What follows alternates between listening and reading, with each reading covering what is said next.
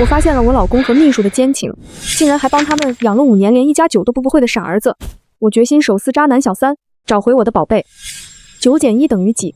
这套题我辅导了儿子1个半小时都没把他教明白，我崩溃了，差点气晕过去，朝着儿子大喊：笨死了，生你不如生块叉烧包。我清华，他爹北大，为什么能生一头猪出来？你到底是我亲生的吗？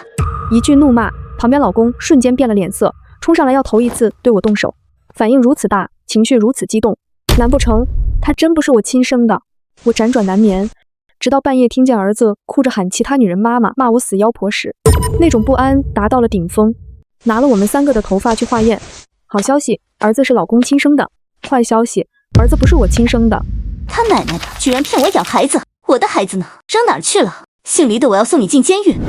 时间回到给孩子补习功课时，1加8等于9，那么9减1等于几？我濒临崩溃地坐在书桌前，辅导儿子写作业，面前是一大堆的砂糖橘，还有小嘴吃到焦黄的儿子。儿子对着砂糖橘数啊数，从1数到9，然后一脸认真地对我说：等于9，妈妈。我气得额头青筋直跳，直接拿走了1个砂糖橘。再数一遍，9减1等于几？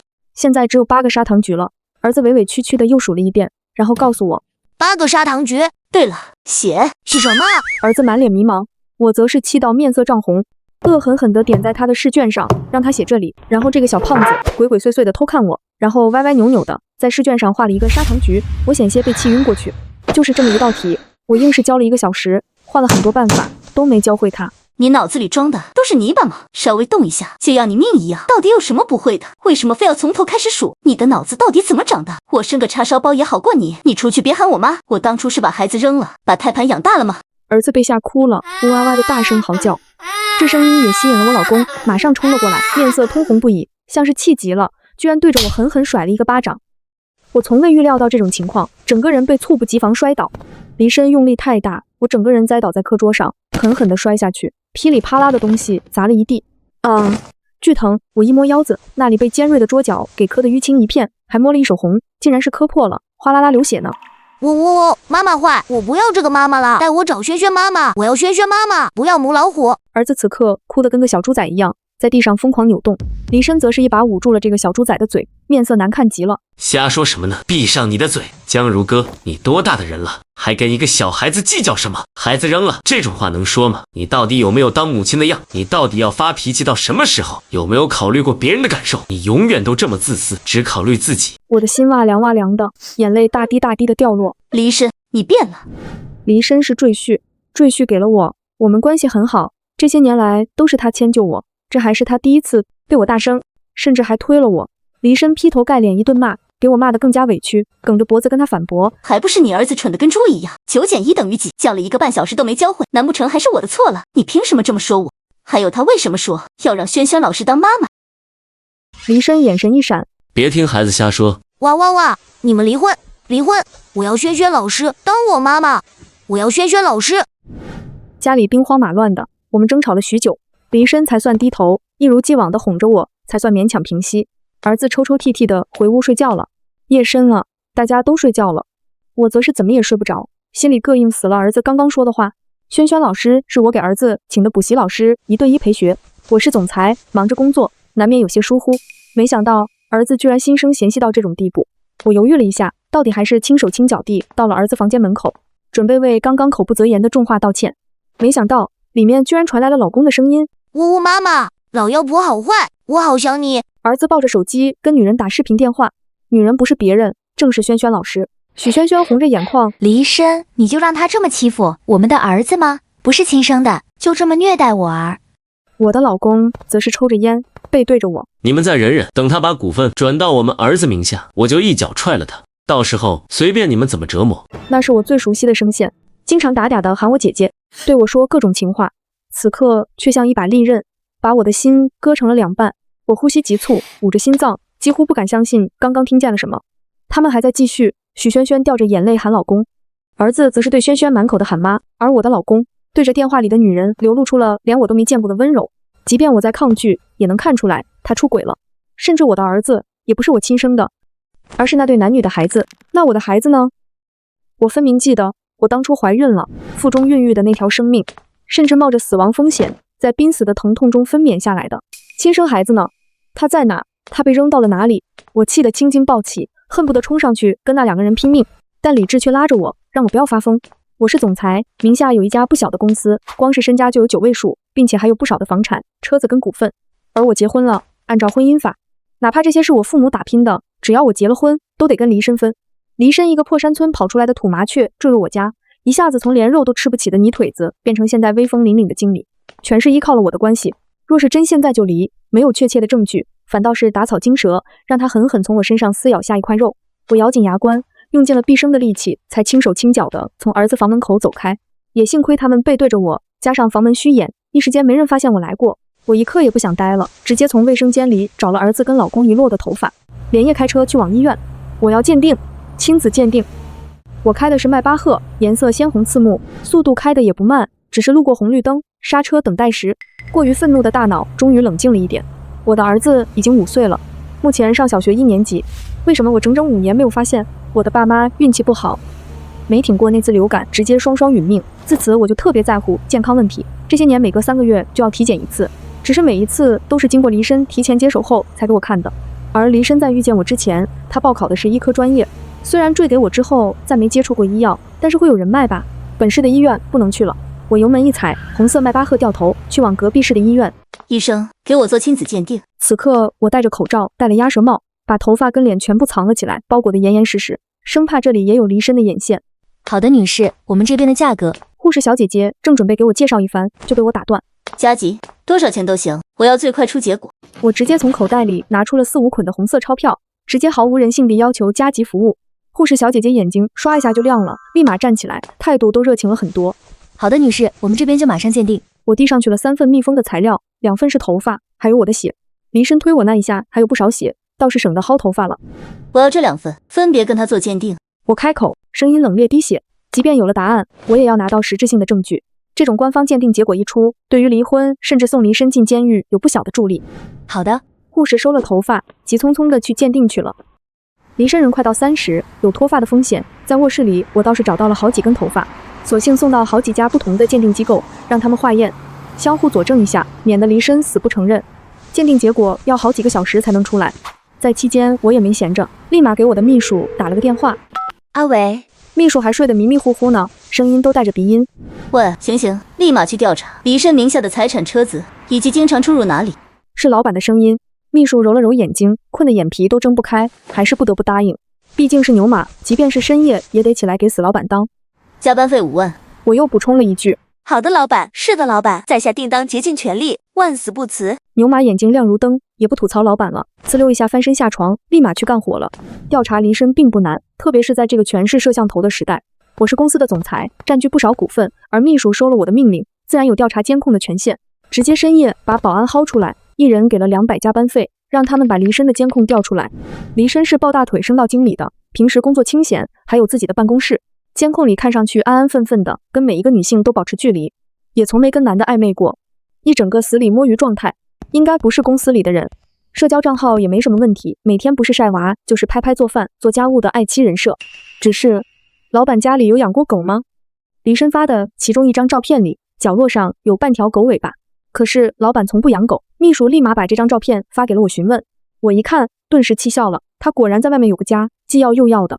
那厨房布局跟我家几乎一致，若是不仔细看，真会忽略过去。但是我家地板上的花纹是我亲自挑的，从加拿大空运，而照片里的地板只能说80%相似。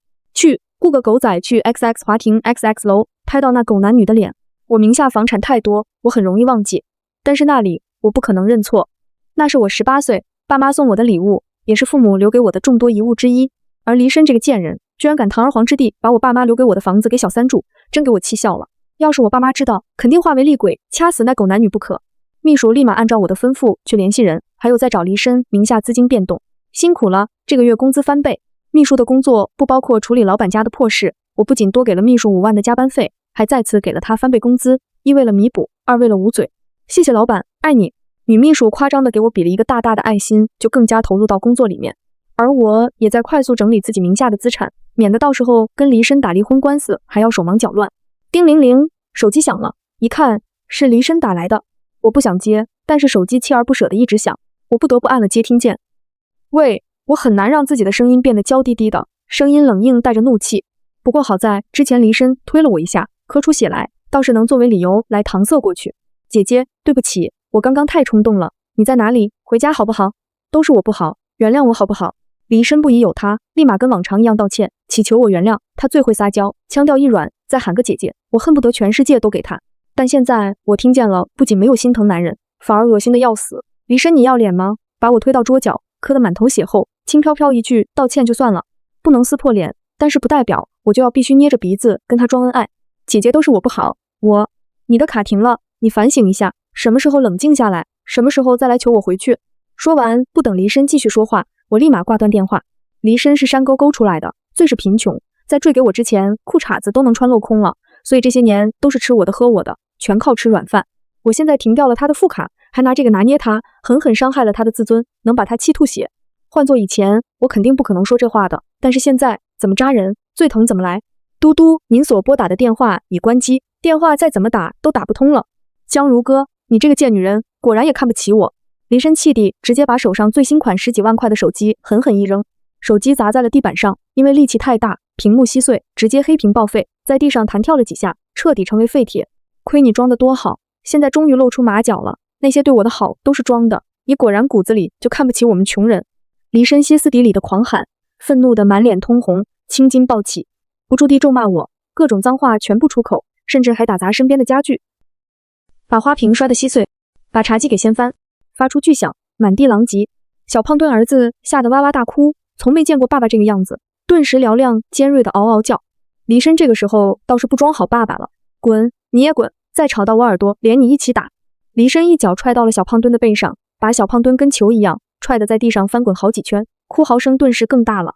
小胖子哭哭啼啼的给亲妈打电话，说爸爸疯了。离身倒是坐在沙发上，一根接着一根抽烟，烟雾缭绕的。离身撕开了往日的温和绅士嘴脸，露出了跟他爸一样的底色。他不觉得有什么错的，山沟沟里哪家女人不挨打？大男人顶天立地，打老婆怎么了？打是亲，骂是爱，不打不骂不痛快。他从小在爸爸打妈妈的环境里长大，自然耳濡目染的习以为常。没想到出了山沟沟，这种行为居然被人人喊打。同学们知道了，个个疏远他，甚至说他坏话。为了利益，为了合群，他才不得不忍耐了下来，给自己套上了假面。这假面真的有用，跟演员一样，哄得女孩子心花怒放，甚至坠入豪门，一招麻雀变凤凰，成为了人上人。只是太过压抑的面具戴久了，离身真的喘不上气。江如哥，你有本事，你厉害，你了不起，你等着，迟早这一切都是我的。离身接连抽了一整包的烟，整个客厅都搞得乌烟瘴气。门突然被打开，发出巨响，离身唰一下就站起来了，下意识地戴上了面具，嗲嗲地起来迎接。姐姐，你终于回来。话音未落，离身尴尬的差点把舌头咬断。离身哥哥，你怎么样？我好担心你。来人一身白色长毛衣，可爱乖巧，一看就软软糯糯的萌妹子。虽然刚开始看自己男人嗲里嗲气的有些尴尬，但很快就调整好了表情，一脸关切的扑到他的怀里，小拳拳捶他胸口。轩轩，你怎么来这里了？快点出去！离身冷着一张脸，拽着许轩轩的胳膊，毫不犹豫的想把他从房子里扔出去。离身的尊严是个很灵活的东西，在我面前软软糯糯，在许轩轩面前坚硬如铁。刚刚被许轩轩看见，简直不亚于自己老公在外面做零，那软糯的、撒娇的、嗲嗲的喊姐姐，实在让离身神经紧绷，然后化为羞恼，面色通红，洒到了许轩轩身上。离身哥哥，你抓疼我了！许轩轩哭唧唧拉开离身胳膊，展示自己的伤口。离身下手狠，偏偏许轩轩皮肤嫩，被抓的地方都红了。总之，你快点出去，别被那老太婆发现了。离身很紧张，别看他大男子主义，但是我最重要的股份还在手里，还没转到儿子名下呢。离身可不想功亏一篑，怕什么？我就说儿子找我的，我毕竟是儿子的老师。呜，妈妈，我好怕。小胖墩哭的眼泪一把鼻涕一把地扑到许轩轩怀里，向着许轩轩撒娇，向着许轩轩诉苦。他们早就知道了，只有我一个人蒙在鼓里。我看着家里的监控，冷笑，只有我一个傻子被他们耍得团团转，真是厉害呢。也许是偷情的感觉更刺激，三人此刻倒是感情好的要命，忙着聚在一起讨论怎么对付我。我跟那个老妖婆说了好久，她半年前好不容易松口，准备在下个月把股份挂到儿子名下，但眼下又出了这个变故。离身面露愁容，她劝了我好久，我才同意。反正我不打算再生了，闯那一次鬼门关就差点弄死我，我舍不得自己闯第二次，所以只有一个孩子。说服虽然困难，但也成功了。都怪你，你好好写作业不行吗？非要招惹那老妖婆。许轩轩一指头戳到了儿子脑门上，点得儿子捂着脑袋后退。儿子撅起来嘴，嘟嘟囔囔。谁让他欺负爸爸的？爸爸是妈妈的，他霸占爸爸，还不让我吃饱，坏，我就故意气他一下而已。谁知道他这么不争气。我看着监控，险些呼吸不上来。我自认为对待儿子很好，远超95%的爸爸。我主外，离身主内。我下班给儿子带零食礼物，样样不缺，大把地往他身上花钱。每个月光是给他的零花钱就有6万块。一个小学1年级，零花钱6万已经非常了不起了吧？我辛辛苦苦工作，供他们爷俩吃，供他们俩穿，疯狂花我的，享福个没完。结果呢，就因为我看他太胖了，最近换了个营养师，让他吃营养餐，他就记恨上了我，而故意装傻充愣来气死我。不是自己的，真的养不熟。我花了5年时间，哪怕是条狗也该养得像我摇尾巴，而儿子却这样对我。没完呢，更劲爆的来了。我的好宝宝，是为了让我们一家团圆吗？许萱萱顿时感动坏了，扑上去抱住了小胖子。宝贝真好，永远惦记着妈妈，想跟爸爸妈妈一直在一起。许萱萱对这种行为十分快乐的成见，甚至告诉妈妈，你有好好放那东西吗？放了。儿子顿时欢欣雀跃，举手等夸。我每天都会送他一杯牛奶，老妖婆喝了，怎么会这样？我本来是想通过监控录下他们出轨的证据，好离婚分财产，把离身打到净身出户。现在这是听见了什么？放心吧，他已经喝了半年了，只要再喝几个月，就会在梦里心悸而死。我的老公此刻终于恢复了以往的绅士优雅，如同高高在上的贵公子一样，推了推自己的金丝眼镜，说了这样残酷的话。只是短短几个小时，1夜的时间，我本来以为幸福美满的家，原来是这样的。他们不仅不爱我，欺骗我，甚至还想杀了我。监控还在播放，我的灵魂却像是飘了出来，什么也听不见了。江女士，江女士，直到护士推了我好几下，我才从绝望的情绪中抽离。结果出来了，很抱歉呢。护士小姐姐送上来一沓鉴定结果，一看，果然跟听见的一样，儿子是离身的种，但是跟我没有一点血缘关系。虽然早已心理准备，但是我的眼泪依然止不住的流淌。我哭了半个小时，发泄一通，天就亮了。而秘书这边给我打来了一个紧急电话，老板，许萱萱的资料查到了，你看看，还有一个5岁的小孩跟你长得一模一样。秘书传来的照片里面那个5岁的小孩，五官简直是我的翻版，跟我有90%相似，只是面黄肌瘦，营养不良，头发干枯，毛糙发黄，是个真正意义上的黄毛丫头。还有那身板更是没2两肉，脸颊凹陷，四肢纤细，倒是衬托的脑袋大，头重脚轻的。他吃不饱饭吗？我捂住了嘴，本来已经停止的眼泪又哗啦啦的流淌，滴落到手机上，在上面留下水痕。明明是冬天，小女孩却穿着不合身的成人女士外套，外套脏兮兮的，黑一块黄一块的，松松垮垮，勉强保暖。裤子也是拖到地上，有剪刀剪过的痕迹，而那鞋子更是惨不忍睹，都下雪了。小女孩还穿着一双夏天的凉鞋，粉红色的廉价塑料凉鞋里是一双冻得通红发紫的小脚丫，小脚丫长了冻疮，有血痂，还没愈合好。他们怎么敢的？他们怎么敢这么对我的孩子？怒极攻心，我猛地站起，右眼前发黑，一阵眩晕，在护士的惊呼中，居然直接栽倒在地上，昏迷了过去。眼睛再次睁开，看见的是医院的天花板。江女士，您还清醒吗？能解释一下为什么服用有毒的植物？病床旁边坐着一个大小伙子，他穿的便服，但是不难看出他的职业。我昏迷过去了，护士看情况不对，直接联系了医院，给我洗胃，又做了检查。还好我把离身拉黑了，他不知道这回事。医院这边直接拨打了秘书的电话，让秘书给我缴费照顾我。而现在他们则是派了一个人来例行询问，是不小心的还是故意的？正好我也需要这个证据来定死离身。警察同志，我要报案，我的丈夫伙同小三跟私生子想毒害我，他们换孩子，偷走了我的孩子虐待，还想杀了我，吞并我的财产。警察的眉头顿时皱得死紧。女士，您能为您所说的话负责吗？他此刻已经打开了执法记录仪，开始记录证据了。我有证据，我立马把亲子鉴定结果还有监控里他们说的话视频拿了出来，这确实是有力的证据。那我们这就传唤对方过来配合调查。警察同志立马拿了对讲机，想呼叫其他人，却被我拦了下来。不，我还要拿到更多的证据。我立马站了起来，阻止。若是此刻凭借着2个证据，以离身狡猾程度，肯定会给自己洗白。毕竟我还没有拿到直接性的物证，那杯牛奶，昨天的牛奶肯定已经被洗干净，不再残留了。就凭我体内的毒素，很难凭一个视频按到他们头上。他们就像狡猾的宽粉一样，完全可以辩解是开玩笑为自己脱罪，甚至万不得已时刻还能拿儿子祭天。儿子不到5岁，不具备坐牢可能，儿童保护法哪怕拿刀把我捅死，他们签了谅解书，儿子都不需要坐牢。我不允许这种事发生，我要抓到现行。等过几天，希望你们配合我。我的目标是准备过几天把所有证据收集齐全时，请警察暗中藏起来，再让离身亲自把毒牛奶给我，最好逼出他们说实话才行。警察同志思考了一下，同意了，不过还是拉着我去警局做了笔录。从警局里出来后，我手里又多了一沓厚厚的病历。我还以为是我老了，熬夜太多熬不动了，没想到是被下毒了。揉了揉太阳穴，我去附近的服装店随便买了一身衣服，戴着帽子、口罩、墨镜，就进了 XX 华府。这是我名下的房子，也是许萱萱的住处。许萱萱不在家，她偷家了。监控里还在我家，儿子被他们送去上学了，二人现在在颠鸾倒凤的好不快活，而我也在偷家。食指按在密码锁上，果然进不去，他们换了锁。我敲门，叩叩，许久，没有人回应。叮铃铃，秘书给我打个电话，接通，老板，刚刚才查到，小姐不住在家里，她在下面的库房住，就在 XXX 号，您可以去看看。小区楼房是有库房的，只是那种库房都是阴暗的小房间，甚至是地库，不适合住人。我下了停车场，停车场内阴暗寒冷，特别是冬天，这么空旷的地方，冷飕飕的。往里找了许久，看见一排卷帘门，其中一扇卷帘门半开着，只拉到了1米的高度，半开着。我往里瞅了一眼，那里面全是杂物堆积，有塑料袋，还有很多瓶瓶罐罐，捡来的没喝完的矿泉水瓶、饮料瓶占据了大半地盘。再往里看，纸壳子堆积成的床，上面还有一些不知道哪里捡来的旧衣服堆积在一起，充当了被子。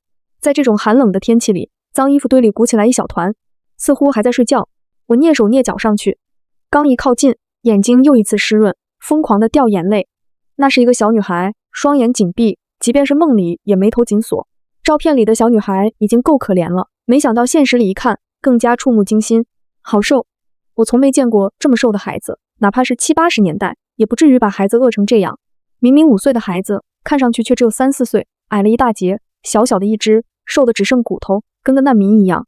那个鸠占鹊巢的贾少爷，睡着20万的床，盖着名牌，柔软的跟云朵一样的被子，穿着高定合身温暖的西装，连鞋子都是贴合个人定制的。吃的食物无一不贵，无一不精，生活处处有人伺候，遇到麻烦也有人扛。而我亲生的女儿，睡在阴冷的地下车库，躺在纸壳子上，吃不饱穿不暖，甚至裸露在外的皮肤还有伤痕。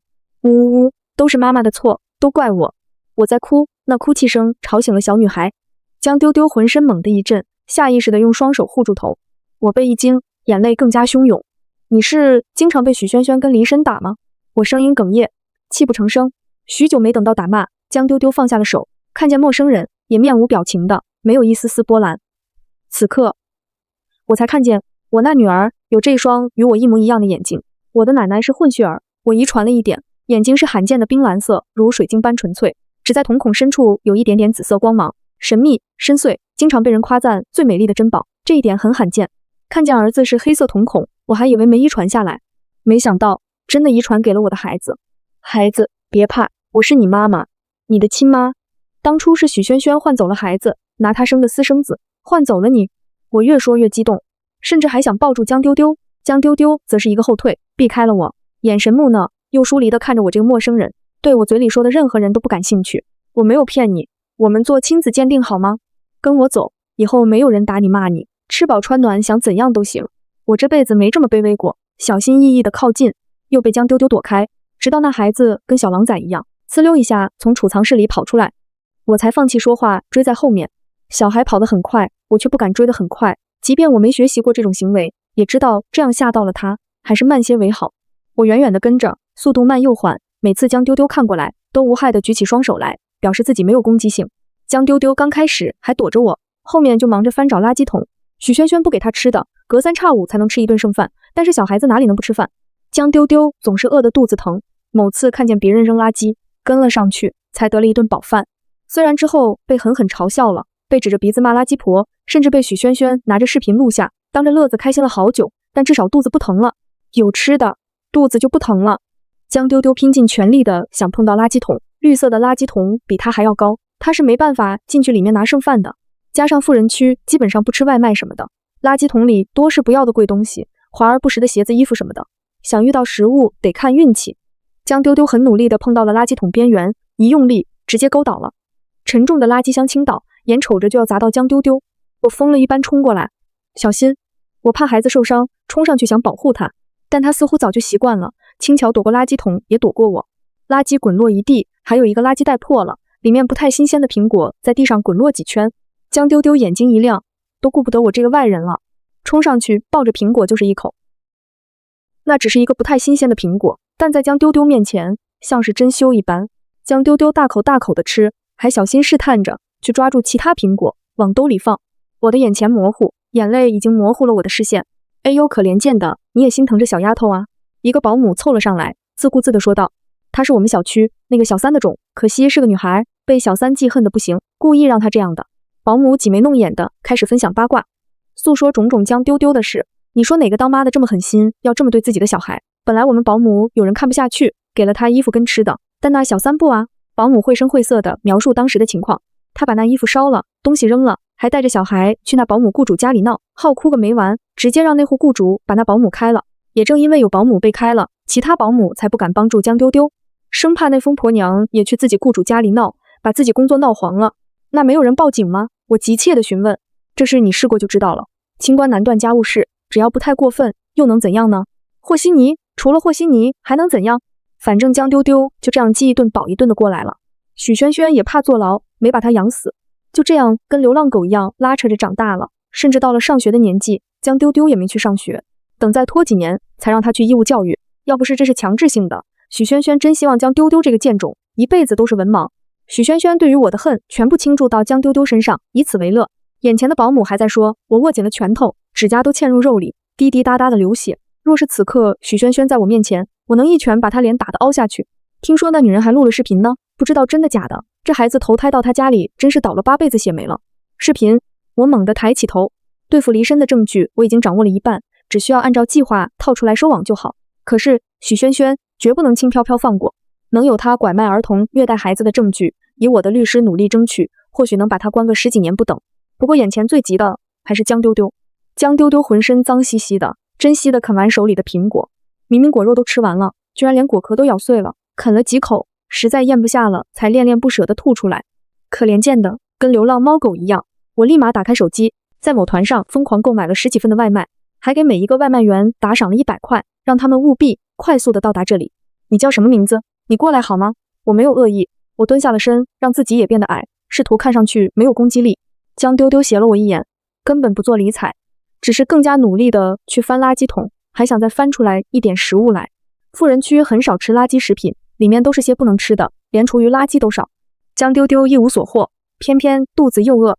就在他准备去翻下一个垃圾桶时，一个外卖小姐姐骑着电动车，风驰电掣地带着外卖美美降临。你好，您的外卖。收到了100块的打赏，小姐姐脸上的笑意怎么都压不住，乐呵呵的找到了我，马上从保温箱里拿出了一份蛋炒饭，还热乎着呢。这是离得最近的饭店拿来的，刚出锅没几分钟。我接了过来，给小姐姐又打赏了100块。顿时外卖原本就灿烂的笑脸，此刻笑得嘴都快歪了。美丽的姐姐，祝你用餐愉快。外卖员骑上了他那黄色的小电驴，又如同一阵风一样骑走了，只留下我跟江丢丢大眼瞪小眼。吃点东西吗？我晃了晃手里的蛋炒饭，并且打开了包装盒，因为是刚刚出炉的，香味很是浓郁。江丢丢吸了吸鼻子，很不争气的肚子开始发出哀鸣，咕噜噜，肚子震天响。江丢丢脸噌的一下红了，不仅没有靠近，甚至还后退，以防备的姿态，浑身紧绷。不知道他经历了什么，但绝不是好的回忆。我心中的怨恨如墨汁一般漆黑粘稠，咕噜噜的在心里冒泡。我的女儿被这样虐待，我却什么也没不知道。我拿着蛋炒饭靠近了一步，刹那，江丢丢如同受伤的小兽一般后退数步，看向身后，似乎随时要逃。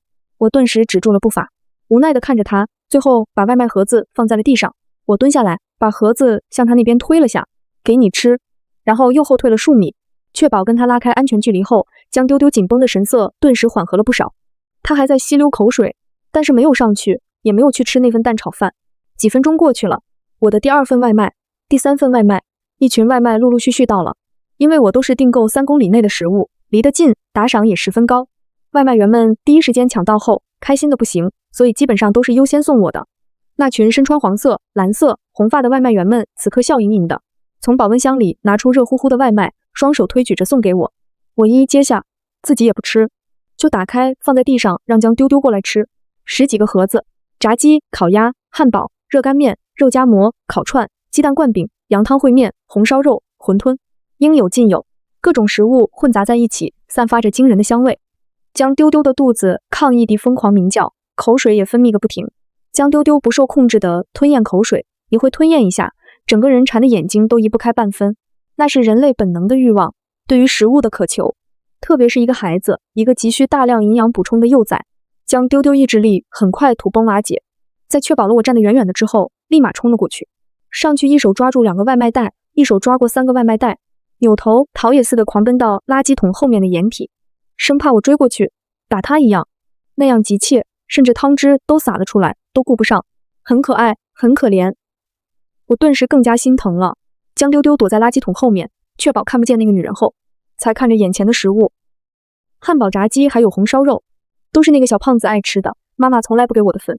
回忆飘到几个月前，妈妈从外面领回来一个小胖子，许萱萱笑得谄媚，甚至是溺爱讨好的围着那小胖子转，给小胖子买了一大堆的垃圾食品，还给他买游戏机，随便他玩手机。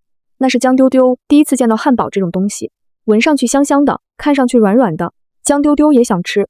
江丢丢伸手去拿，手上顿时挨了一下，是许萱萱拿着戒尺，面色不善地盯着他。你这个贱蹄子，真是反了天了，又偷东西，你这个贼人就喜欢偷。许萱萱只顾自己，只让江丢丢不饿死就行。江丢丢经常饿肚子，没办法，只能偷点钱或者食物，勉强活命。你这个贱蹄子，不学好，劣根性的败类，血里带着罪孽的野种。许萱萱一边骂，一边拿着戒尺狠狠地抽到江丢丢身上，江丢丢身上顿时就青了一大块。我没有妈妈，明明有那么多，为什么不能分我一个？江丢丢下意识想躲，但是怎么可能？许萱萱直接抓住了江丢丢毛糙的头发，把他整个人拽得脚尖不着地，从头发上传来撕心裂肺的疼。你这个贱蹄子还敢狡辩，那些都是我儿子的，哪怕喂狗也不给你吃。汪汪汪！旁边的拉布拉多立马摇着尾巴附和，他甚至还扑倒了江丢丢。这只狗已经3岁了，体重不轻，直接把营养不良的江丢丢扑倒在地，撕咬上他的衣服甩。汪汪汪！狗在叫，江丢丢在哭嚎。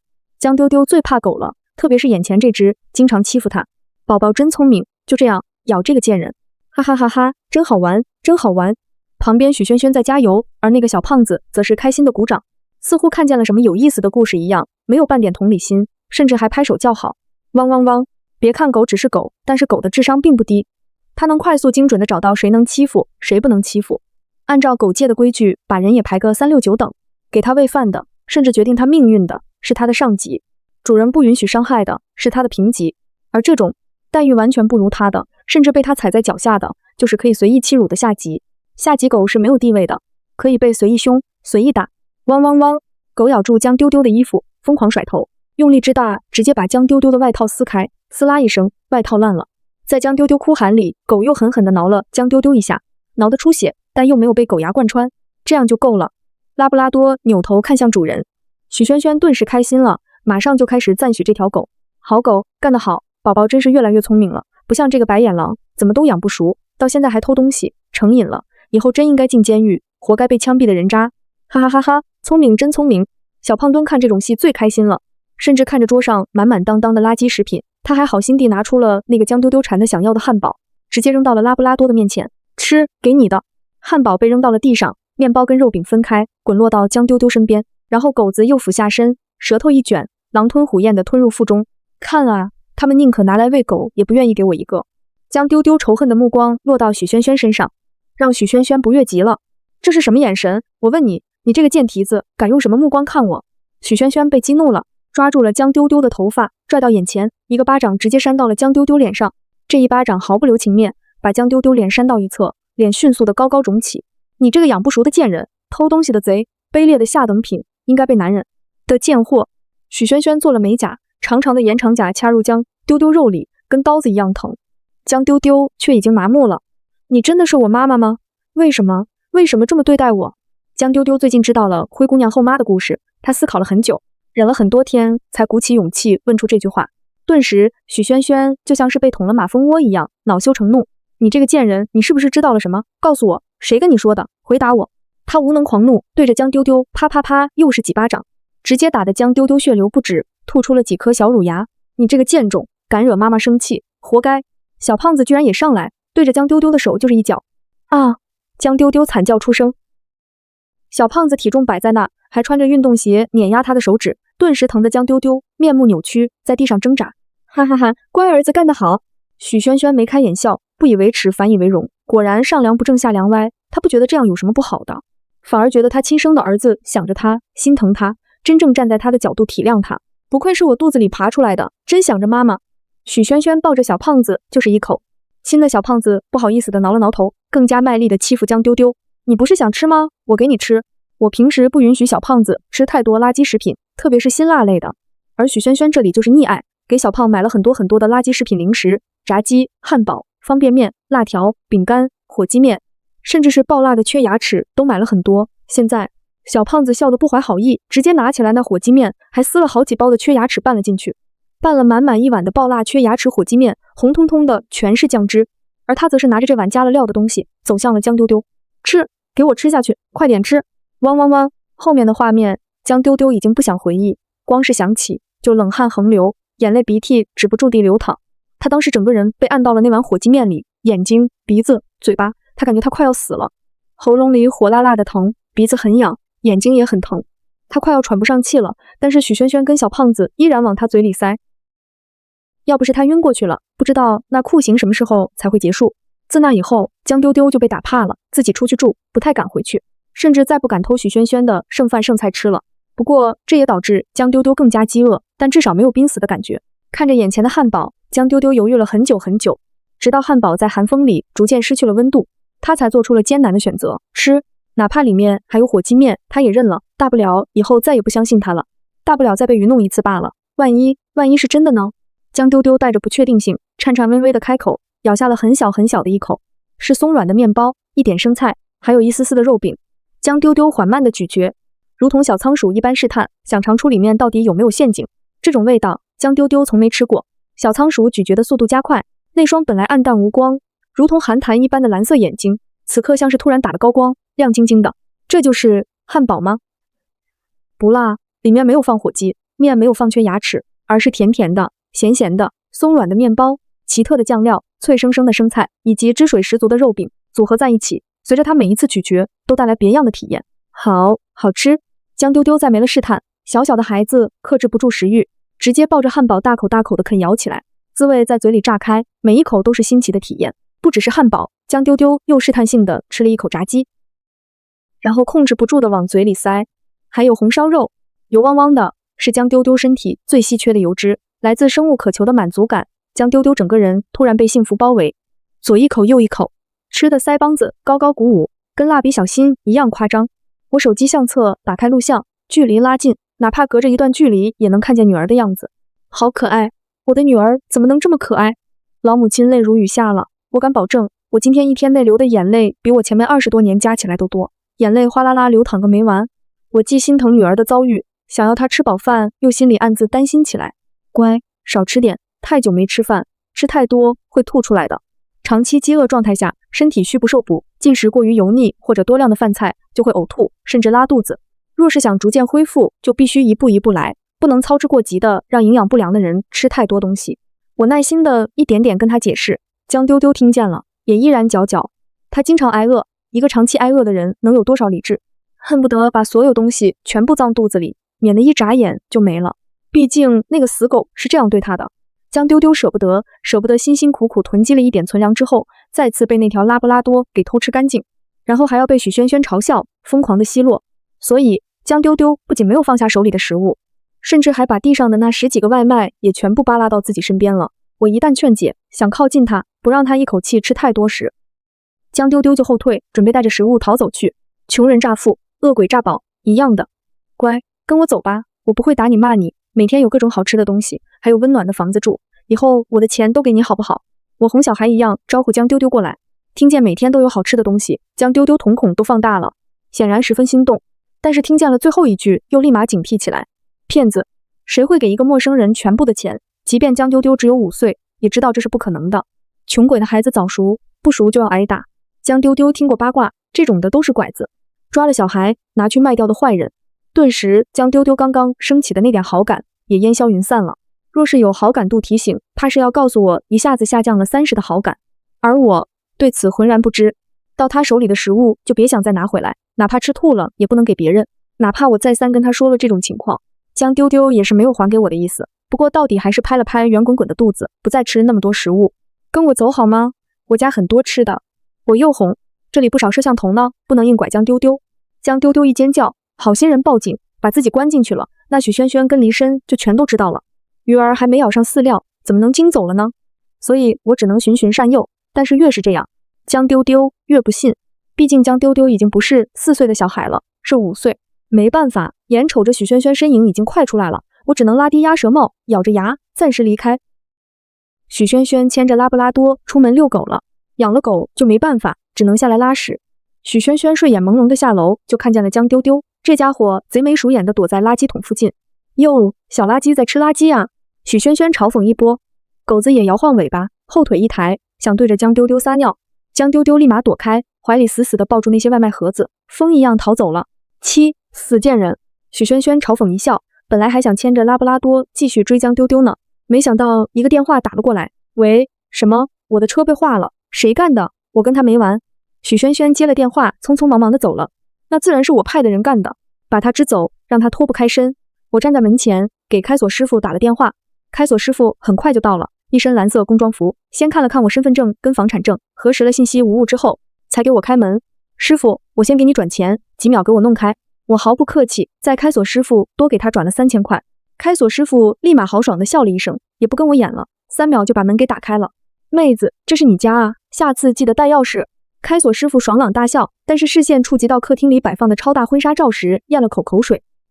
这个是你家对吧？婚纱照里的女人看上去小家碧玉，一股子温柔一样，而我则是御姐容貌，雷厉风行的霸道总裁，任谁看了都不可能认错。那我算不算撬锁？协助犯？眼看着开锁师傅就要想歪，我立马开口，这房子是我爸妈生前给我买的，就是被我老公拿来给小三住，我现在才发现，信息量巨大。开锁师傅被塞了好大一口瓜，终于明白了什么事。姑娘，节哀，这事是男的不地道，咱该告，该分。我知道已经在准备离婚了，我没有跟他闲聊几句，就立马拿出手机拍照。许萱萱是个傻女人，离身也是从农村出来的，不太懂法。对方拍了婚纱照，并且形成了实际共同生活，可以告他重婚罪。我拍照录像，一条龙，迅速收集证据。当然最重要的还是进屋去翻找那可能储存了虐待儿童的照片和视频，然后再在室内装上微型监控。没开锁师傅什么事了，他安慰了我2句，讪讪离开。反正房产证都是我的，他不构成协助罪，他毫无负担的离开。而我翻找了许久，可惜电脑跟平板里都是离身跟许萱萱恩爱的照片，没有虐待江丢丢的录像跟照片。我不断的翻看电脑，上面还自动登录了一个账号，那是一个博主，记录了恋爱日常。也是现在我才知道，原来离身跟许萱萱是从小认识的，青梅竹马。离身跟许萱萱是一个村的，两小无猜的关系，从初中时就在一起了。不过那个时候没钱买手机，许萱萱只能用文字记录那些美好，一直到上了高中才有各种照片，还青涩的离身羞红着脸递给了许萱萱一朵路边摘的红色月季花，还有穿着校服的离身跟许萱萱手拉手去食堂，以及更多亲密的触碰。许萱萱当恋爱博主分享得很起劲，倒是吸引了不少粉丝。她详细的诉说记录了跟离身恋爱过程，只是隐去了其中对她不利的话题。看那时间线，无论是离身追我时，我们恋爱时，我怀孕时，还是生子后，他们的关系都没断过，甚至因为我这个外敌更加团结了。许萱萱在微博上把我塑造成一个年纪很大的、有点特权的老女人，是离身的领导，经常性骚扰她，苦不堪言。我直接气笑了，明明受害的是我，是离身跟许萱萱骗婚。我一个身家过亿的总裁，找什么样的男人找不到，何必找离身一个烂黄瓜？他欺骗了我，罪无可恕。我找到了这个微博账号，转发给我的律师团，这个也是离身出轨的证据。特别是许萱萱晒出来的转账截图，那一笔笔的钱都是从我这里拿走的。吃软饭还不忘拉扯小三，真是好样的。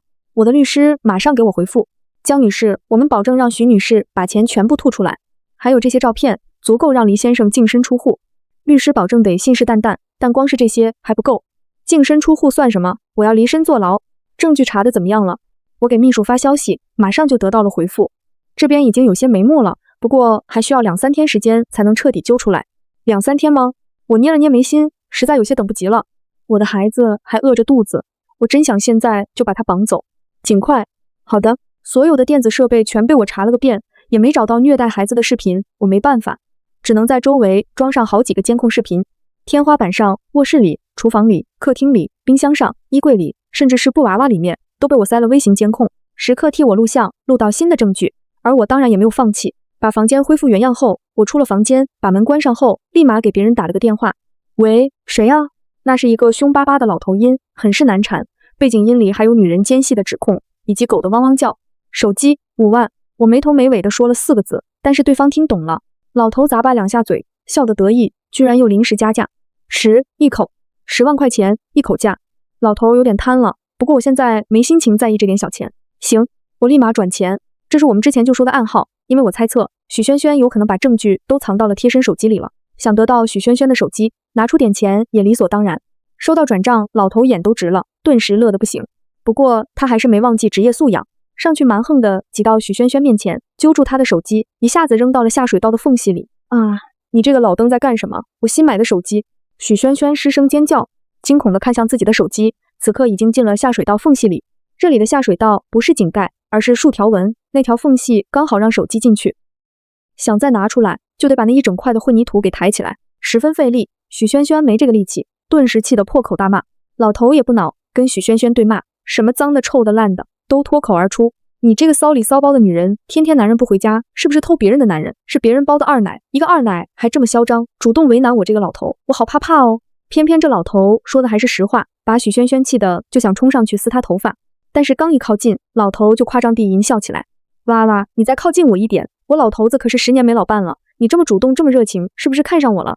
许萱萱恶心得要命，狗子也汪汪汪的叫。或许是狗子平时咬姜丢丢习惯了，此刻看见老头这么可恶，拉布拉多直接冲上去，撕咬上他的裤腿，开始甩头。杀人了，杀人了！二奶要放狗咬死我这个糟老头了！来人啊，快来人啊！老头叫得跟杀猪一样，声音洪亮的不行，顿时吸引来了好多人，保安也拦不住。这一下事态就升级了，快松口啊，出血了，见血了！一个保安六神无主，居然回到了保安亭，拿了棍棒、防爆插出来，对着狗打了过去。别打我家宝宝，别打，他没有狠咬，只是轻轻的，没咬穿。这个时候了，许萱萱还护狗呢，她或许早就习惯了让狗咬人，只是之前咬的是姜丢丢，不需要付出代价，但这次咬的可是别人，别人可不是那么好欺负的。你这个贱人，居然想放狗咬死我爸！一个黄毛壮汉冲上去，对着许萱萱酥软的胸口就是一脚，直接把许萱萱踹得捂着胸口，一屁股坐地上，疼得眼前发黑。汪汪汪！看见上级狗居然被打，拉布拉多怒了，冲上去又想对着黄毛壮汉来一口，但这次还没成功呢，就被保安拿着防爆叉狠狠按在地上。一阵嘈杂与喧闹，警车、救护车全都过来了，把人拉走，救助的救助，审问的审问，宰杀的宰杀。反正这咬人的狗很难活着回到人类的地方去了。慌乱中，没有人注意，一个看上去有点瘦弱的女人费力地掀开了下水道的那块混凝土板子，把许萱萱的手机给拿了出来。不过半个小时，手机顺利落到我手里。此时我坐在一辆黑色奥迪车里，这个车便宜低调，适合隐蔽出行。后续的事不需要我出面，助理自然会安排对接，有专门的律师团队运作，即便赔钱也从我这边划。今天下水道没水，手机没损失，先拿给了我。若是我解不开密码，再送去专门的店里破译。只是破译的话，有可能损伤文件。我先拿起手机试了试，锁屏密码6位数。我试了试他的生日，密码错误；离身的生日，密码错误；甚至是儿子的生日也是密码错误。那应该是多少？我拿着许萱萱的粉色手机，对着屏幕，一时间犯了难。我看着锁屏壁纸上许萱萱跟离身的脸，他们还穿着校服，脸贴着脸，眼里都是幸福的模样。鬼使神差的，我打开了自己的手机，翻到了许萱萱那恶心的恋爱日志，一个一个地试。还好这个手机没有设置输入失败就锁屏的功能，可以一直试。离身跟许萱萱假结婚的日子不对，许萱萱宣布怀孕的日子不对，离身考了高分上了心仪学校的日子不对，二人第一次疯狂砰砰砰的日子，可是那才4个数字，还差2个呢。我鬼使神差的，脑子还没转过来，就在后面填了08，那是小离身的长度，本不抱希望，但是谁知道手机就这么开了。我拿着手机硬是震惊了5分钟。不是他神经病吧？哪有人拿这个当密码的？神人一个。算了，当务之急是照片。我点开相册，顿时跳出了几千个照片加视频，小图看都触目惊心。我随便点开一个，车内顿时响起了皮鞭抽打的破空声，以及小女孩的惨叫与哭泣，伴随着阵阵狗叫不断，还有血色闪现。我气得浑身颤抖，浑身青筋暴起。我如同自虐一般看了一个又一个的视频，包括那些触目惊心的照片，也是看了又看，心如同滴血一般被刀一般般的割开挖肉，直到疼到麻木。明明手机是新的，不到2年，但是里面的照片却有姜丢丢1、2岁时的照片。才1、2岁的姜丢丢，小小的，就因为饿了，想喝奶，被许萱萱扇巴掌，甚至对方换了手机，也要把这些照片传输过来，时不时的欣赏观看。恶魔2个字不足以形容许萱萱，我哭到声音沙哑，哭到崩溃，捂着嘴，眼底猩红一片，最后还是把照片发给了自己，也发给了律师一份。律师那边沉默了很久，还是发来了几句干巴巴的安慰。不过最终还是再三保证会用最大力量争取让对方刑期拉长。我甚至没了说话的力气，只回复了一个字。这些律师是我从帝都最繁华的地方请来的金牌律师，口碑人品响当当，甚至为了请这个团队，我还用了爸妈的人脉，目前属于国内最顶尖的那一批了。我不可能败诉，但是我害怕对方减刑出狱。不够，还不够，我要查出当年医院具体发生了什么事。我不吝啬金钱，加上恶意换孩子这件事，已经触犯了法律的底线。警察也在协助，还有跟我爸妈交好的几个叔叔阿姨也暗中搭手。事情进展得很快，已经锁定了嫌疑人，关进了审查室，只等撬开对方的嘴。当初离身做事虽然谨慎，到底太年轻，钱只是转了2手而已，还是落到了那个护士手上。现在护士支支吾吾的，也解释不清哪笔巨款哪里来的。在轮番心理战术下，已经岌岌可危，快要招供了。最近离身很烦，自从我发脾气之后，事事不顺。我停了他的副卡，他已经被我养得挥霍无度，现在重新变得贫穷，让他如何都过得不自在。好不容易找许萱萱要了一点零花钱过渡，还没捂热呢，就得去警局把许萱萱保释出来。许萱萱的狗咬人了，得赔别人钱。那老头往地上一坐就是好，偏偏年纪大了，谁也拿他没办法。呜呜，离身哥哥，他们坏，欺负我，还要杀了豆豆，快救救豆豆！许萱萱哭得梨花带雨的扑到离身怀里，开始哭诉。这个女人这辈子没这么狼狈过，整个人六神无主的，连手机都没了。现在终于找到救星，当然是一个劲的哭诉。但离身哪有这个心情？诸事不顺，让他没了哄娇妻的脾气。发生了什么？告诉我。许萱萱诉说来龙去脉，离身眉头皱得更紧。是你们先划到我们车的，我的车落地50万，维修就得几万起步。离身试图拿出巨额来恐吓他。哎呦，我的老天爷，有钱人讹老头了，我只是骑车不小心碰到而已，就要我赔10几万，有没有天理啊？老头坐地上就开好，反正有我撑腰，怕个得。他接到的任务就是拖延离身跟许萱萱1天时间而已，当然是怎么无赖怎么来。讨论道理，翻来覆去的讲，不停争吵辱骂，更加理不清。折腾了一整天，直到天黑了，老头才撇撇嘴，是时候下班了，这才放过离身、许萱萱2人。至于狗，别想了。许萱萱哭哭啼啼的要求离身发誓一定要把狗救出来。离身捏着眉毛，心情已经烦到了极致。开车到了许萱萱小区，本来想让许萱萱一个人下去，自己回家，没想到小胖墩已经到了许萱萱家里等着了，而我家我又不在家，离身回去也得一个人。犹豫了一下，跟着许萱萱回去了。爸妈，你们终于回来了。小胖墩放学了，司机接回家，一看一个人都没有，给我打电话也不接，只能先来亲妈家里住了。不过他也不客气，饿了就自己点外卖，酷酷吃。桌子上琳琅满目的一大桌子肉菜，不知道的还以为吃席呢。你怎么在这？你妈还没回家吗？离身开口，那死妖婆真生气了，连我都拉黑了。小胖墩撇了撇嘴，抓了一把薯片塞嘴里。不过他想起了同学说的话，看了看离身脸色，还是开口道：爸，当初你们换孩子的事，那个老妖婆真的没发现吗？我是男的，她亲生的可是女的，你说她是不是发现了什么，才拉黑我的？刹那，离身脸顿时黑了下去。瞎说什么呢？以他的性格，要是发现了肯定生撕了我。许萱萱立马跳出来，给小胖子屁股上来了2下，轻轻的，都不敢打中。你这孩子怎么突然问这些？是不是有人突然说了什么？许萱萱问出了离身想问的话。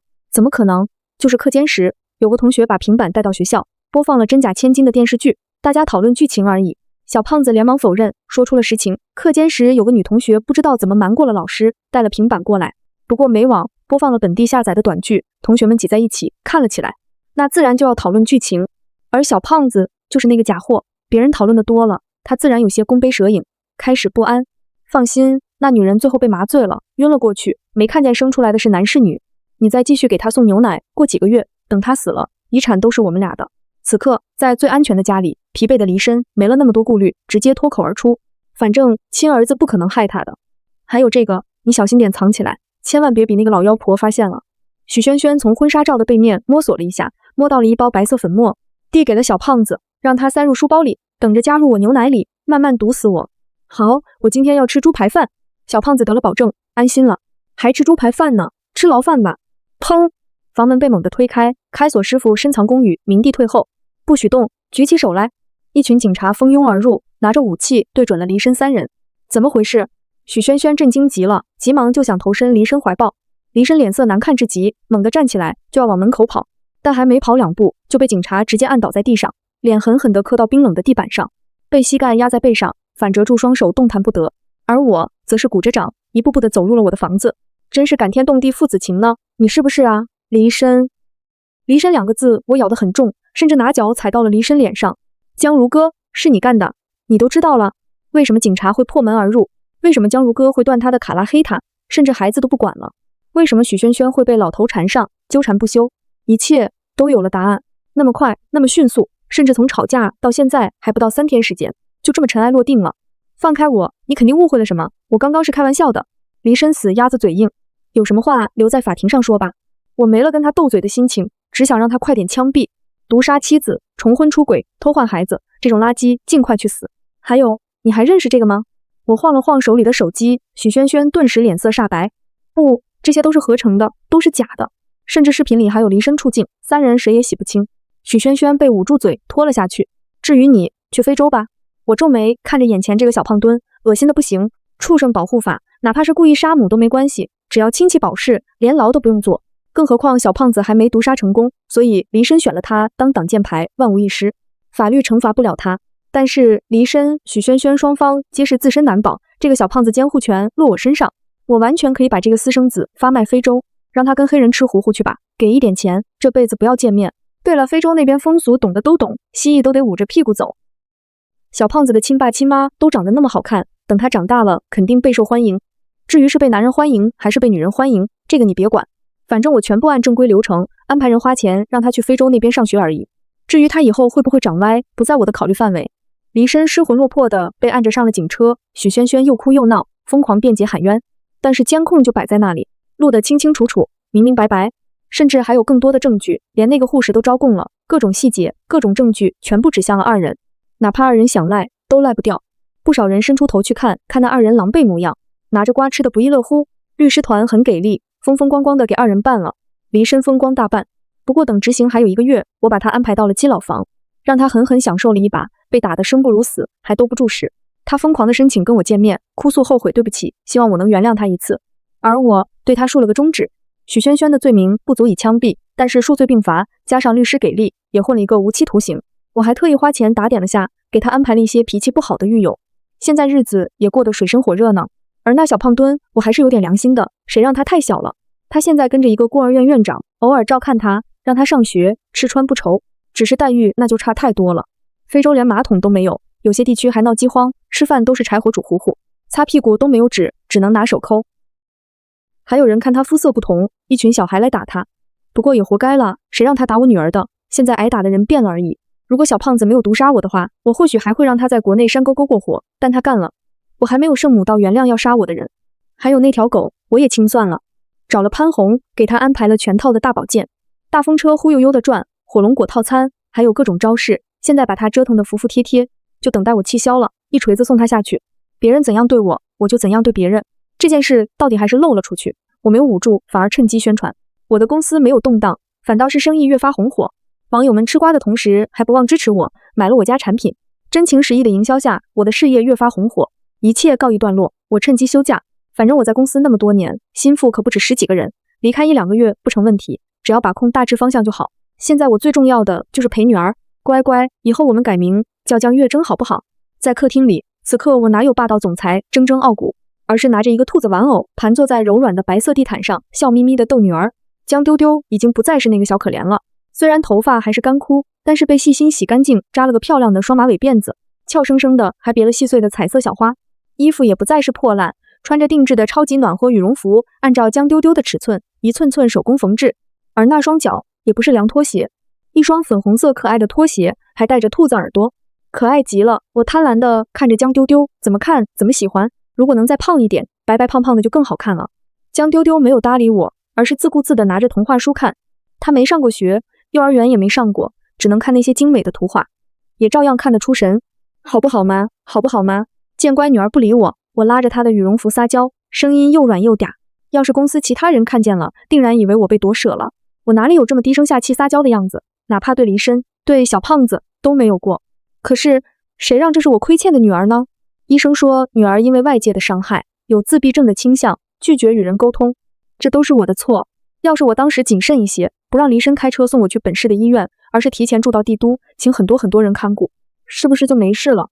我的女儿就不用受这么多苦，锦衣玉食的生活，快乐的、开心的、幸福的小姑娘，也不至于被起名叫江丢丢这么不吉利的名字。人的名字是寄托了对人一辈子的祝福，而江丢丢的名字则是简单粗暴。许萱萱希望他丢了，自己丢了，最好被人贩子拐跑，在某个大山里自生自灭。我不喜欢这个名字，宝宝以后叫江月珍好不好？月位掌上明珠，争玉傲骨坚毅，特别适合宝宝。我的女儿有不屈的品格，坚韧的傲骨，她几乎是翻版的我，不会被这点困难打败。江丢丢看了我一眼，又低垂下眼，不知道想什么，最终回了一个好字。太好了，亲亲。我毫不客气，无视了江丢丢的拒绝，对着他的小脸蛋就是亲过去。江丢丢拿着手抵在我脸上，但是力气没有我大，只能被迫又一次被亲。宝宝，你力气太小了，得吃饱饭，有力气才能推开我。时间太短了，江丢丢有好好吃饭，但是来不及长肉，他亏空的厉害，得慢慢调理。江丢丢张口，几次都没叫出来。现在叫不出妈妈也可以的，我叫江如歌，你可以叫我如歌，或者叫我姨姨也行。我知道哪有那么快就亲亲热热的，更何况是如此亲密的母女关系，总得花时间才是。我会慢慢等，直到江丢丢彻底对我敞开心扉那天。姨姨，江丢丢声音沙哑，因为太久不说话，语调缓慢，有些怪异。他小的时候许萱萱不好好教他说话，让他连开口都比别人晚。呀，太棒了宝宝，亲一个，让姨姨亲一个。江丢丢双手撑在我脸上，拦住了我的嘴。他看着我，认真开口，我想看那个人。我的动作一顿，顿时有些小心翼翼。是许萱萱吗？可以是可以，但是在女儿面前，我甚至不敢骂许萱萱。谁让许萱萱是江丢丢的妈妈？至少这5年来，江丢丢都以为许萱萱是妈妈。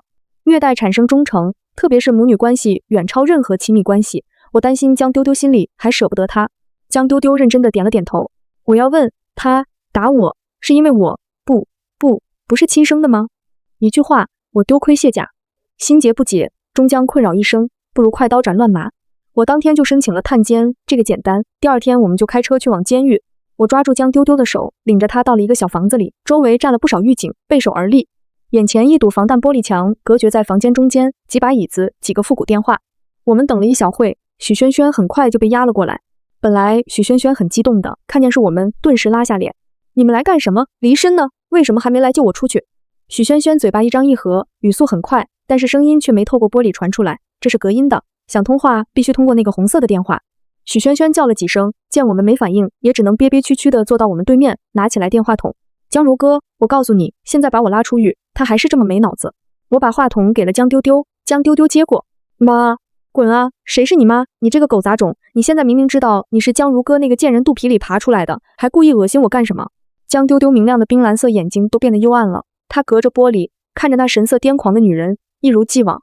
人类曾经做过很残忍的实验，恒河猴实验。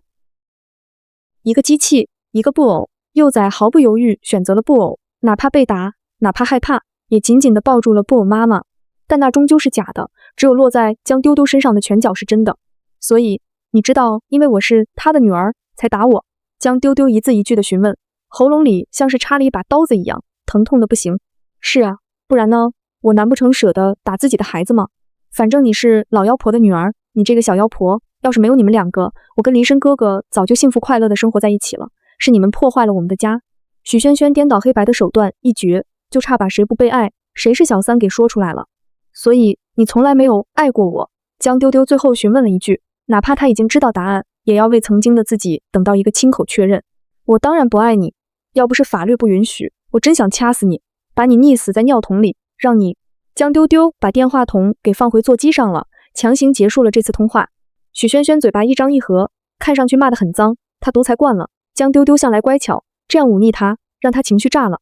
看她情绪激动，他那边墙的狱警顿时制服了她，不管她如何伸手晃动，都拉进了门口那边，直到看不见。